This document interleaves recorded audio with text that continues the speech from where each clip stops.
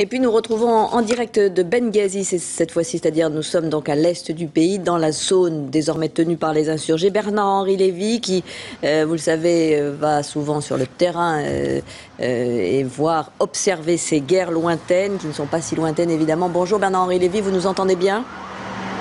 Bonjour, je vous entends très bien, oui. Alors vous êtes à Benghazi, vous avez rencontré les membres du Conseil national indépendant. Comment les avez-vous trouvés? Est-ce qu'ils sont organisés désormais?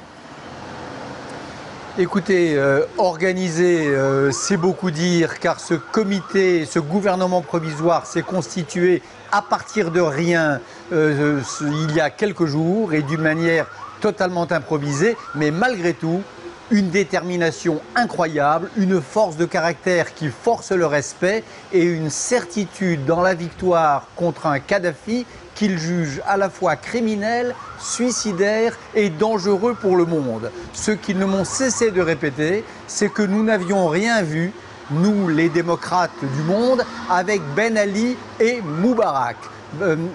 Kadhafi, c'est Moubarak et Ben Ali à la puissance 10.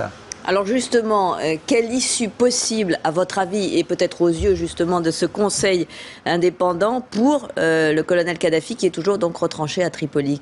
À quoi peut-on s'attendre? Écoutez, je crois que je ne pense pas que l'on puisse s'attendre à une contre-offensive terrestre massive du colonel Kadhafi. Il n'en a plus les moyens, il n'a plus d'armée véritable, il est entouré d'un corps de mercenaires payés grassement, mais qui ne sont pas l'équivalent de ce qu'était par exemple l'armée égyptienne. Par contre, là où Kadhafi est extrêmement dangereux et là où la communauté internationale a un rôle à jouer, c'est qu'il a des avions.